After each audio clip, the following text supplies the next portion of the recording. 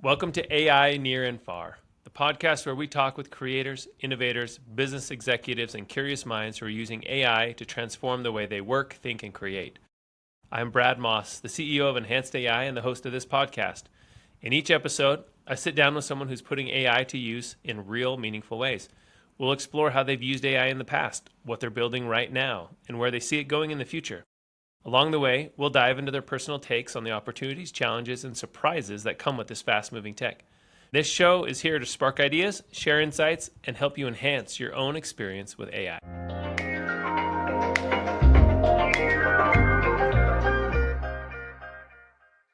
All right, so we're excited to announce a brand new interactive feature for our listeners. As we are brainstorming and knowing that we're AI first, we're starting this week that each episode will come with its own AI-powered chatbot, and it's linked in the description of this episode. So the chatbots are designed to answer your questions as if you're talking directly to the guest.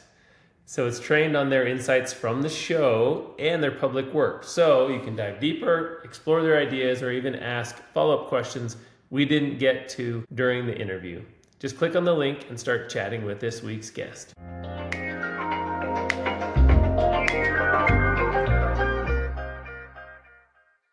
Hello, welcome to the AI Near and Far podcast. I'm Brad Moss, the host, and today I'm thrilled to welcome Eric Callister to the show.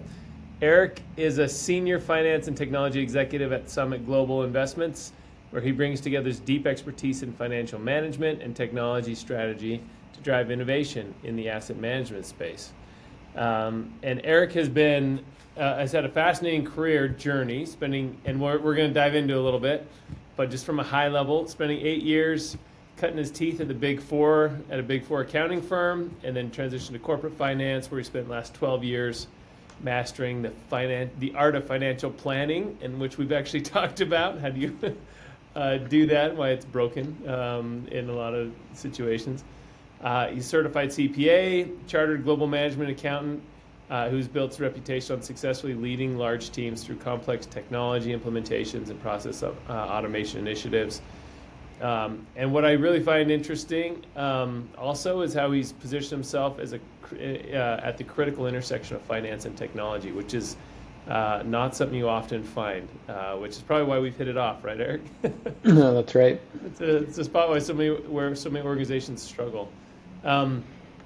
And essentially, he's become a translator between these two worlds and helping Summit Global Investments leverage technology to deliver consistent, risk-adjusted returns for their clients. So he's based in Salt Lake City area and a proud University of Utah graduate.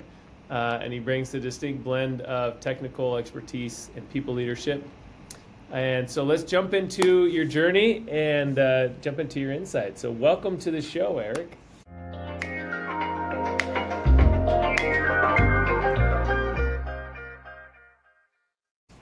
Thank you, Brad. I appreciate you having me. Yeah. Now, we first met maybe a year and a half ago. Was it Utah Tech Week about a year and a half ago, almost 2 years ago? It was almost 2 years ago, yes. At my last company, we connected and we weren't able to move forward when I was at that company at that time. But it was great to make the connection. And I loved helping you. It was about when you were getting started even with Enhanced AI. Yeah. Yeah. And you know what? I mean, you're always pushing the technology with these companies. I think that's just such a cool, consistent in your career. Let's jump back to more of the beginning, though. So you started with the Big Four accounting firm, and now you're at Summit Global Investments. Maybe could you share like a pivotal moment in your earlier career that maybe set you on this path? Did you think you'd be kind of where you are now when you were starting in one of the Big Four accounting firms, or what did you think your career path was going to be earlier on? Yes, I did see myself getting into a business management, leadership position, and I did see the Big Four as a fast track to getting there, which it ended up being. So that was the plan for me, as it is for a lot of people going through the Big Four. And Most people actually in the last few years, I actually went all the way to 8, which Huh. is unusual. Yeah. But it was always the plan to leverage that experience to get into, leadership role in the industry. Yeah. It sounds like being kind of a steady and stable field, it does sound like you kind of had a path, a career path, but technology is nefarious for being brand new and not stable just because it's changing, it's evolving. That's what makes it exciting, but it's hard to plan for. How have you kind of balanced some of that in your career? Like you have a pretty stable career, but you embraced a lot of technology. How do you feel like you embraced it? That's right. That's right. Technology has changed a lot. I've worked about 20 years now to date, age myself, I guess, but about 20 years in working professionally, and it's come a long ways. When I started, there was still a lot of paper, right? And so I've seen a lot of transition throughout my career, and the way that I've approached that, I have always been one that I wanted to do things the most efficiently and effectively as possible. So I never liked the paper. I never did, right? If we go all the way back when I first started working in the industry, and so I have always been looking for better ways of doing things. That's just kind of who I am. And early in my career, I saw technology as a great way to help me do that. Hmm. Something very early on, to date myself, right? I saw a lot of Excel spreadsheets still when I first started, and something I grasped very quickly was Microsoft Access as an alternative to that, and that wasn't that common. But a very simple low code, no code database option. And so I quickly taught myself Access and databases and relational databases like that, and moved a number of things in my job during college from Excel to Access, and saw opportunities all over the place to do that. So that was one initial catalyst that got my career started, was moving things to Access. And then so throughout my career, I've continually looked for opportunities to improve businesses and my work environment with technology. And sometimes that was still an Excel spreadsheet. Other times maybe it was Access. But a lot of times as technology evolved, there were new software offerings, new SaaS solutions. And especially once more moved to the cloud, it got a lot more flexible. Yeah. And now, so this is really exciting now with AI. We've never seen anything in the past, any tech advancements of the past that are anything like this. And in terms of the speed at which it's developing and changing and getting better all the time. And so it's amazing right now. I'm loving this environment. I mean, yes, it's always uncertain. And we can talk more about how I've approached that later on, but there's always uncertainty here. But I'm continually looking for the best way to utilize technology. I think that's actually probably a deep insight of yours that I've just in our interactions is like, to me, let me just state this first. To me, the art of business or studying business, so I have an MBA, it was more of like, it's like studying uncertainty and trying to get, because business is uncertain. And so it's like trying to make more and more, you do what you can to make more and more certain the uncertainty around you. So if you can get it 70% right, that's way better than 60% right, That's true. And then that does help you and keep moving on. Help you deal with the uncertainty. The As long as you have a foundation. And business is just uncertain. And the bigger companies, you're like, it's 90% or 99% uncertainty, and then the housing crisis happens, right? And it's like, oh no, the real estate's not a certain thing. But like that's one interesting thing I think in your career that you've kind of embraced. I feel like this, like just inherently, not a lot of folks do. Is like, hey, there's even though accounting and like a lot of accountants like, hey, things are really steady and stable and certain, but more as like as a finance mind, you kind of just know things are uncertain and you've kind of embraced it, and so you're looking for the technology to kind of move around this uncertainty, because that's almost at the root of finance, right? Is trying to create a little more certainty to create the runway or the growth or whatever you need. It is. They walk this fine line, right? With the executive teams that I work with, they want exact, right? Wanting, know exactly what's going to happen in the future, but like you said, it's hard to figure that out. So trying to find a balance there. I think it's being very pragmatic, right? Like no matter who you are, if you say it's exact and precise, there's actually still some uncertainty inside of that. Many times it's just the confidence with what someone says something, how well they feel it's precise and exact. But like if you just got to be pragmatic and embrace it. Yeah, this is exact for what we're doing right here in this area. So okay, let's talk to like your first encounter. Since you've been in technology for a while, what was your first? Let's talk about both AI and generative AI. So, have you had what was your earlier interactions with kind of some AI? And if not, like not some ML, then maybe the generative AI stuff that's been coming about. Maybe talk to me about first time you discovered that or saw that in your career. Well, I've seen it coming for a while. Like I said, I love trying to be abreast of, of changes in technology. And so for a long time, I had read about it. I had just read about it for a while. And then when I met you, Brad, it was my first encounter with some of the practical application of AI.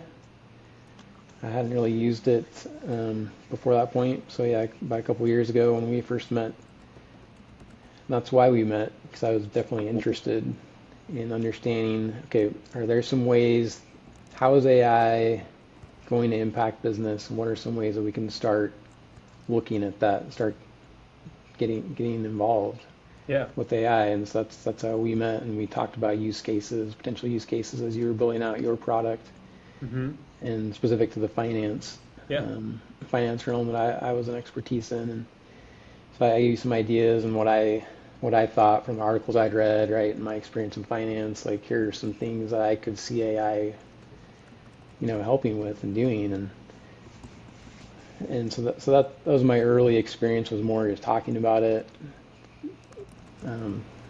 looking at how that might start to impact business. Yeah. About a couple years ago.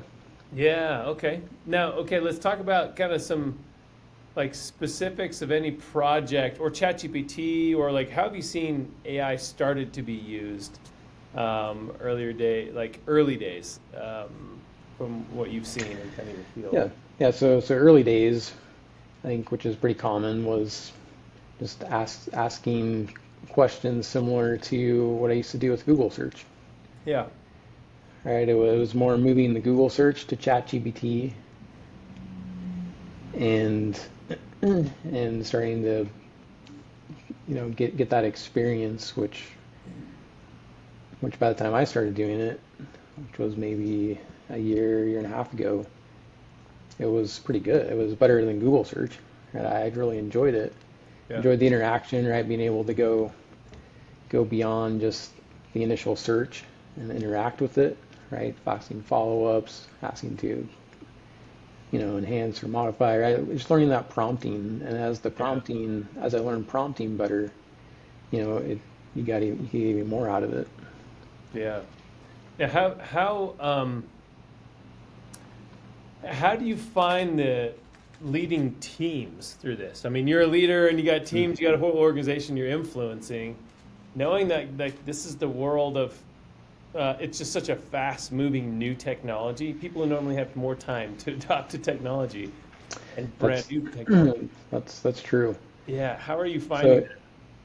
Yes, because it still goes back to, I'll get to the speed of it, but I still go back to, I mean, I've implemented well over a dozen software solutions throughout my career, and my overarching philosophy in all of this, it goes back to what I was saying about I'm always looking for better ways of doing things.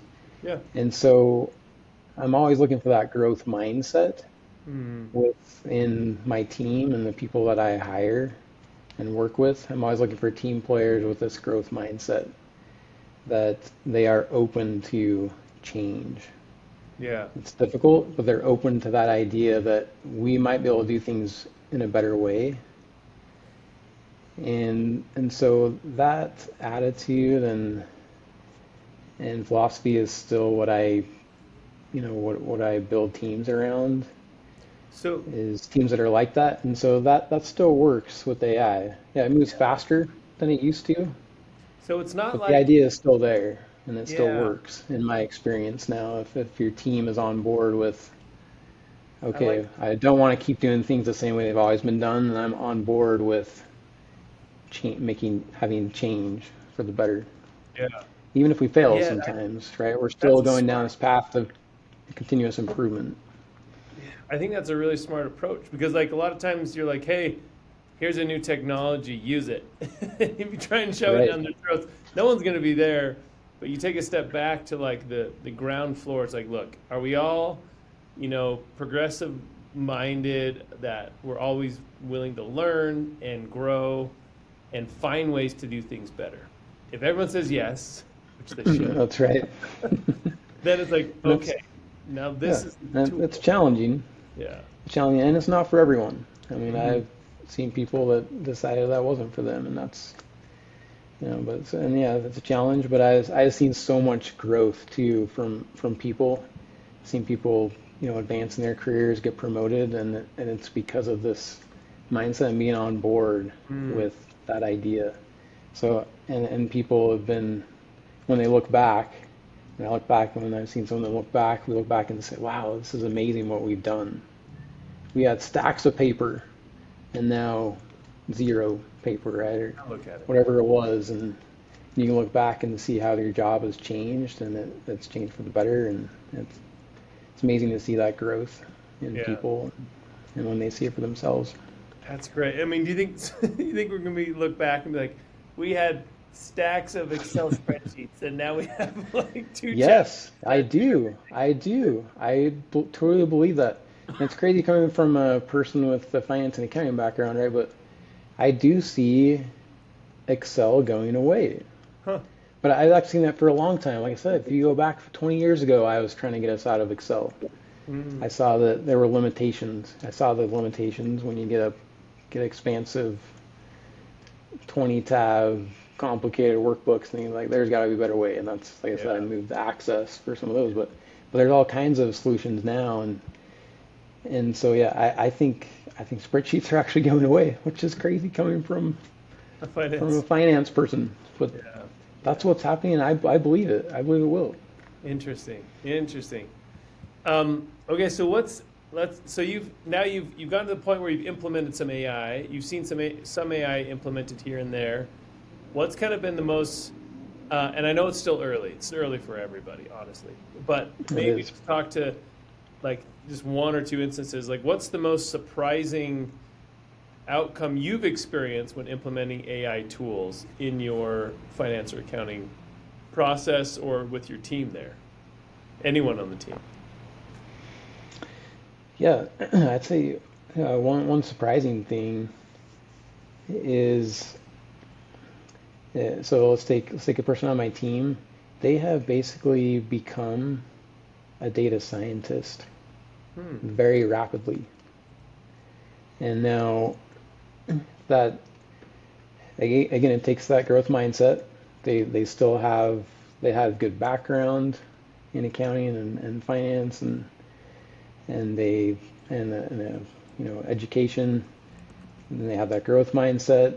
So right, it still takes some work here, and it takes some Yeah. background, but in a matter of months, this is just crazy to me. Hmm. With the help of AI, right, to be able to do SQL and use SQL, right? And again, like he had to understand what SQL was. Yeah. But he doesn't have to know exactly how to write it all. And that's what it used to be like. That's so Now it's so fast to get up to speed on that he could he is like an experienced data scientist is it in a matter of months. I think it's that growth mindset that's really the winners in this AI time. Because it feels like you can be an expert at almost anything really quickly if you Yes, double down on it. exactly. Because you don't have to, I mean, with Google and the proliferation of the internet, it was great because information was out there, but it was still really hard to find.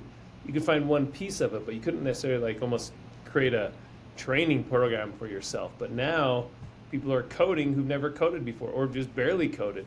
Now they're vibe coding and they're creating all sorts of stuff. But you Yeah, can be an exactly. expert in almost anything. Well, an Ex- expert, right? You can get 80% expert in an almost expert. Well, exactly, and that's my example there, and it's astounding to me to see that yeah, after I worked most of my career of seeing that it would take a lot more than a few months to get up to speed on something technical yeah. like that. Well, I think for me, that's one of the most invigorating things about this. I move pretty quickly, and I like to learn a lot. I always say that, I may have started like way behind the starting line, but I'll catch up to speed with just about anybody I can catch up because I'm pretty dedicated in trying to learn stuff. But it feels like this is the age of that. If you're willing to learn, you can learn, and you can do things extremely It quickly. is. It is. The information is just so easily available now. Yeah. You know, a total weird side note. I designed a full sprinkler system for a half-acre yard lot that I was helping someone with, and I Hmm. designed it in like 30 minutes of like where everything should go, and I just used AI, and I became like a pro. I know nothing about like designing a sprinkler system. Isn't that crazy? It's amazing. That's just like a one-off, but there's a lot of those examples, right?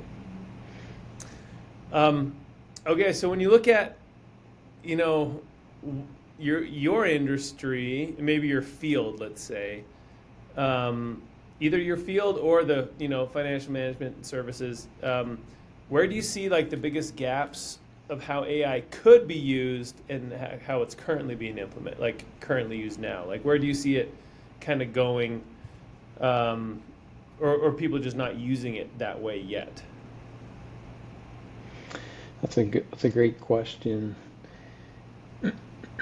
And that, man, like I said, it's really hard to predict. 'Cause something amazing about AI is how quickly it's evolving. Like things that it's not good at yet, it might be good at just next week even, and you just never even know. Yeah.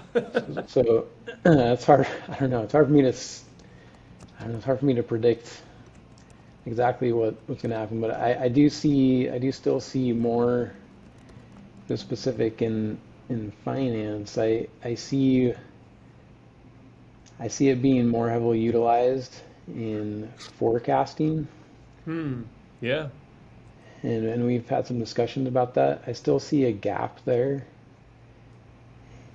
and I see that for sure that's going to be done more heavily by AI in the future, I think. Yeah. And it's just not there yet. But it's getting better and better. It's getting better all the time. Like I said, it might be a lot better just next month. But seeing some solutions around that, Yeah. around forecast, helping us predict the future, as you say, is 'cause it is so uncertain in business. Mm-hmm. But this AI has the power to run through different scenarios so quickly and hopefully come up with, have enough context to help you see new paths or Yeah. new solutions or new things on the horizon. Yeah. Um, Identify new drivers for you, maybe on Yeah.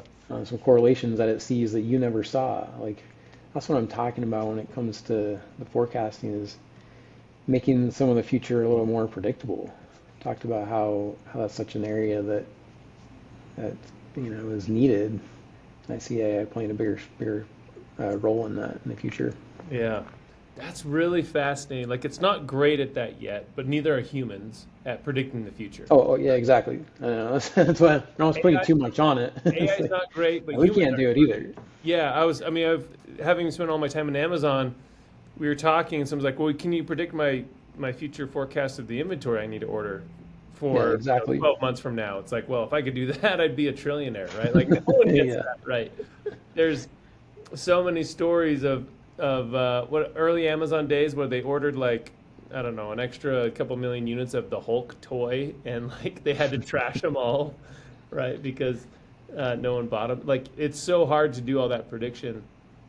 That's why it's super funny to see movies like The Terminator, where it's like AI is predicting the future, and they're trying to find the future guy who's going to take them out. Yeah, exactly. Like so far away. But perhaps it does get better because I mean, one of the things is it takes a lot of inputs, and one of the great parts of AI is the analysis that it can do so quickly. But you got to direct it, right? And Oh, AI right. could potentially get the right. If a person figured out, or using AI as a companion, figured out the right pieces of analysis to give it, it probably could come up with a lot of scenarios pretty quickly to, at least for you to consider, right? That's right. And that's part of the challenge, right? With AI is understanding the best way to interact with it. Like you still have to have humans for sure be part of it. And it's figuring out the optimal way to use it and still use the human aspect. And so yeah, it's going to be still a big part of that. Yeah. It's going to take a partnership, right? It's not like and that's been part of the struggle for some people, I think, and for me at times too. It was like, well, yeah, I should just do it, right? Yeah. Just like tell AI to do it and it's done. But there's more to it than that. It's more nuanced, and I think it will continue to be that way for a while. Where it's not like no, it's not going to just do it for you. Yeah. You'll have to be a part of the process and figuring out the best way to do that. So, okay, so let's talk about two kind of a couple last questions here. One is let's talk about short term versus medium term. At Summit or SGI, you guys typically go by. What's something that you're kind of really exciting to you about what you're doing with AI right now at Summit that you're seeing, some really good changes happening? Yes, yes, we just launched a content creation agent. Now, what is that? That sounds cool. Yes, it does. It looks cool. Yeah, what it is, I mean, we have we want to generate materials that, that we can send to clients from our website, things like that. We want to generate strong marketing materials and analysis on the market, things relevant to our industry and generate content, right? So it's content creation, and we want to be thought leaders there, right? And come up with great content. And so this agent really helps us accelerate that process. Again, like humans don't step out of that. We're not out of the process, but it's really helped accelerate the pace at which we can generate content. Yeah. Go through a multi-step approach And it's quality too, using right? our input. Yeah, it's Yeah, I quality. mean, It uses our input and it takes the step, does it sequentially in a way that the end product ends up being very good. yeah. But once it's set up, right, it goes through that very quickly. So you can generate content, quality content, And when you on a say, rapid scale. yeah, to give a little sneak peek, I've seen some of it. Our team's worked on it with you guys, but I've been very impressed by what they've put together. And when you say quality, I think that's the key, right? A lot of people they're used to like, talking with ChatGPT or having it like, hey, write me a paper, right? And the paper's like, it's 80% good. It's pretty good, but it may not have all sorts of stuff. But from what I've seen, like when you say quality, it's like, it's really, really good quality. Like deep research was done, like the right Exactly. formatting's in there, the way it's phrased, the Yeah, insight. it's closing that gap. Yeah. And that's where I like the multi-step approach, which enhanced AI takes, where yeah, there's still steps along that path, Yeah. and throughout the steps, there at the various steps, it gets various percentage quality, right? Hmm. So there's a point at which it's the 80%, and then, but if you add to that, you can keep refining it and getting it, to that 90 plus. Yeah. Nothing's ever perfect, I guess, but Yeah. hopefully you can get to that 99, 99%. Yeah. Yeah, you can close that gap if you do it the right way.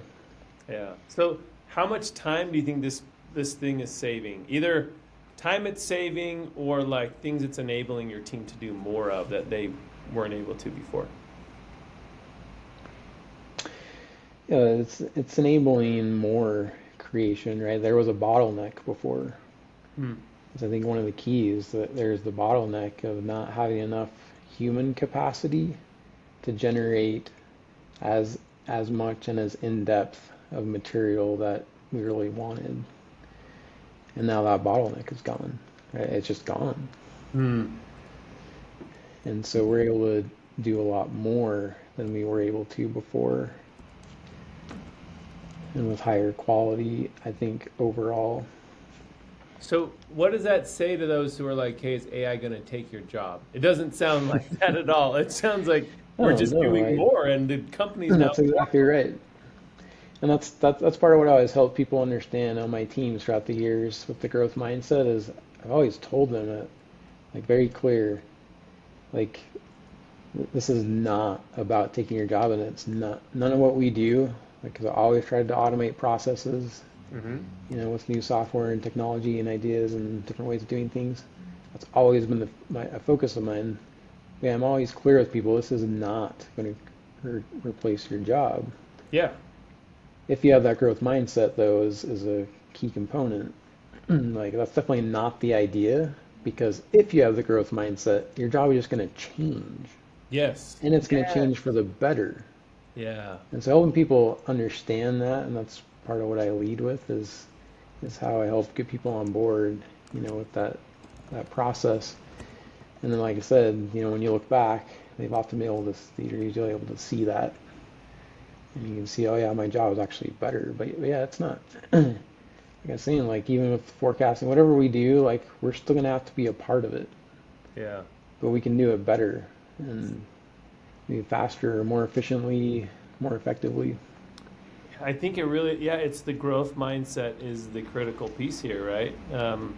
It is. If everyone in the organization have that in mind, including managers, right? Managers can't think, hey, this employee can only do something. Like they give people a chance to grow with the AI, right? Of hey, AI is coming out to doing this, and this person can grow if it's growth mindset. Hopefully they can. People are all on board for that because AI does it empower. It can just be a full enabler and uh, empowering mechanism for groups. Right. So I still see it as other technologies I've seen come and advance in the past. Is Yeah. it's just going to make our lives and jobs better. It's going to enhance what we do, but Yeah. and it'll change what we do. But we're still going to have to be here. Yeah. Yeah. It's still. I mean, very realistically, people are still going to be running the world. So, yeah, You're right. like, let's be practical here. It doesn't happen that way. So. I mean, I hope so. I think so, but Okay, so let's talk about like kind of one last question here. It's like looking into the future, where do you think what excites you the most about kind of AI technology and what work could turn into, or what the finance field, or what SGI could potentially do with the future of AI? wow. I'd say what excites me is I think the speed at which, again, like I said with that one example of someone I've seen, accelerate and learn a new skill so quickly. I think the speed at which we'll be able to see people develop and be able to develop even new software or new ways of doing things, I think is going to rapidly expand and accelerate. I think that's exciting.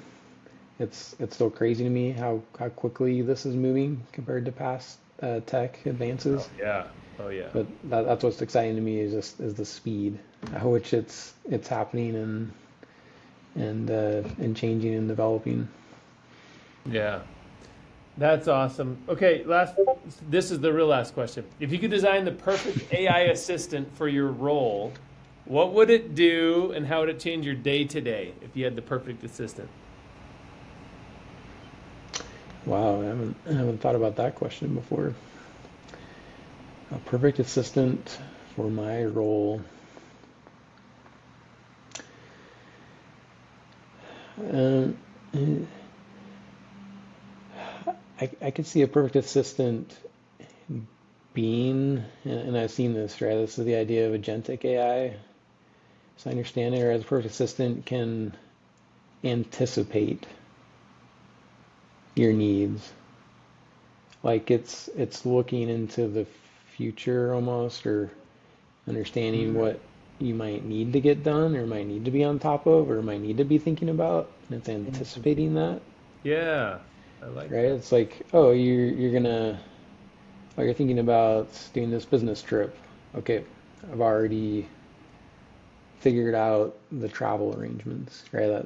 The idea of something like that, and or oh, you have this meeting coming up. You're going to need this and this and this, and you thought about this and like something like that. I think Mhm. is in the future I like this. and would be an amazing assistant, right? One that is that proactive. Yeah, I think is possible with this kind of technology. yeah. All right, let's build it. Let's build it, Eric. I think Yeah, that's great. let's do it. That's it. That's it. Fascinating. Well, thanks so. Don't want to take too much more of your time. This has just been great and great, insightful conversations like we've had in the past. I'm glad we could get it here on the podcast. And thanks so much for being with us. Again, it's been Eric Callister. Thanks so much for being on the show. Thank you, Brad. Appreciate it. All right. Thanks. That's it for today's episode of AI Near and Far. Big thanks to today's guest for joining us and sharing their story. If you enjoyed this conversation, make sure you follow or subscribe wherever you're listening. If you prefer to watch these episodes, you can find them all on YouTube. And if you're feeling generous, please leave a quick review. I'm Brad Moss, and thanks for spending some time with us. We'll catch you next time as we continue exploring how real people are using AI to shape what's next. Until then, keep on building.